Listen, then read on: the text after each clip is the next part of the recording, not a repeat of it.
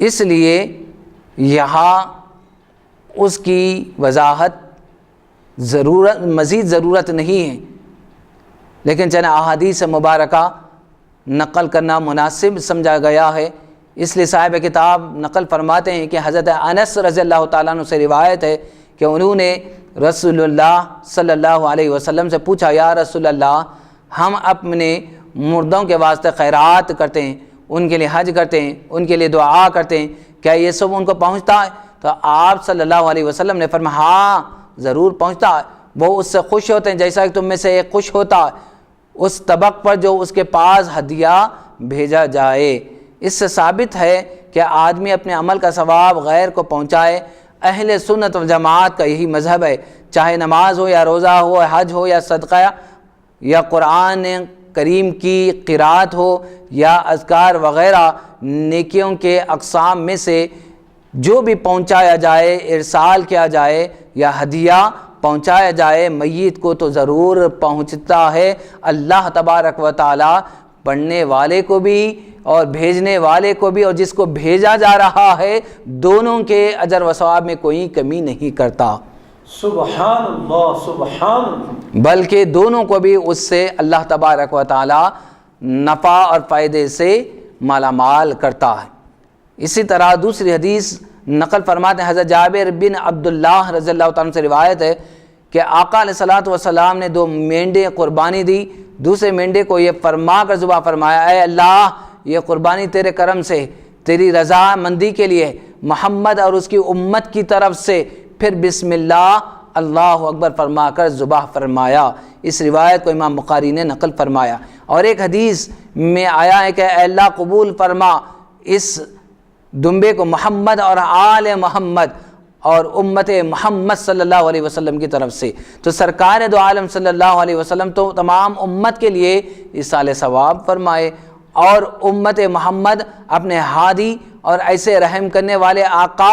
صلی اللہ علیہ وسلم کے لیے ایصال ثواب نہ کرے تو بڑے افسوس کی بات ہے اور احسان فراموشی کی بات ہے۔ بے شک حق۔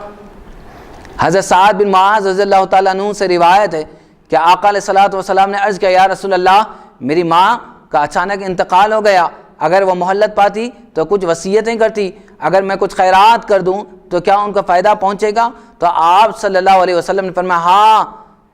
کنواں کھدوا دو اور یہ کہہ دو کہ کنواں سعد کی ماں کے لیے ہے۔ اس حدیث کو بخاری نے نقل فرمایا۔ تو اس حدیث سے پتہ یہ چلا اس کنویں کا جو پانی خرچ ہوتا رہے گا اس کا ثواب ام سعد کو ملتا رہے گا، اور کنویں کا نام خود ام سعد یعنی سعد کی ماں کا کنواں ہے۔ لوگ جب تک اس سے استفادہ کرتے رہیں گے ان کی ماں کو اجر و ثواب ملتا رہے گا۔ سبحان اللہ۔ تو اس سے پتہ یہ چلا کہ ایصال ثواب بالکل جانے کے بعد بھی مردوں کو اور میتوں کو اموات کو برابر ملتا رہے گا۔ مولانا اس میں ایک سوال ہے کہ اس میں حضرت نورانی پاشا علیہ رحمہ جو ہے یہ فرماتے ہیں کہ یہ جو سعد رضی اللہ عنہ کو حضور صلی اللہ علیہ وسلم نے اپنی والدہ یعنی آپ کی ماں کے ثواب کے لیے ایصال کے لیے کنواں کھدانے کا حکم دیا گیا، تو اس زمانے میں وہاں پر جو ہے پانی کی سخت قلت تھی، اسی لیے حضور اکرم صلی اللہ علیہ وسلم نے کنواں کھدوانے کا حکم دیا ہے۔ تو اکثر لوگ یہ کرتے ہیں کہ بھئی پانی پلانا ہی زیادہ ثواب ہے، لہٰذا جو ہے بورنگ جگہ جگہ جو ہے بورنگیں کھدواتے ہیں، جبکہ وہاں پر بورنگ یا پانی کی ضرورت نہیں ہے، لیکن پانی پلانا سب سے زیادہ ثواب ہے۔ اسی لیے جو ہے وہ لوگ جبکہ ضرورت نہیں ہے لیکن پھر بھی جو ہے بورنگ اور جو ہے پانی کا جو ہے وہ انتظام وغیرہ کرتے ہیں۔ لیکن حضور صلی اللہ یعنی اس حدیث مبارک کا جو بیک گراؤنڈ ہے، جو پس منظر ہے،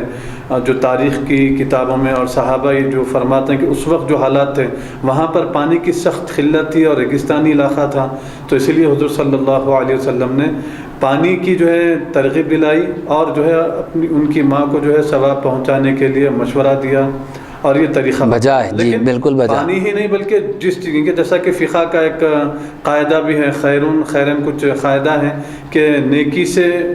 بہتر نیکی کرو۔ اس کا مطلب یہ ہے کہ جس چیز کی ضرورت ہو الدال علی الخیر کفاعلہ، جی الدال علی الخیر کفاعلہ، کہ خیر کا، بہترین کام کا بتانے والا، راستہ بتانے والا بھی کرنے والے کی طرح ہے۔ تو حضور علیہ الصلاۃ والسلام نے جو چیز کی اس زمانے میں ضرورت تھی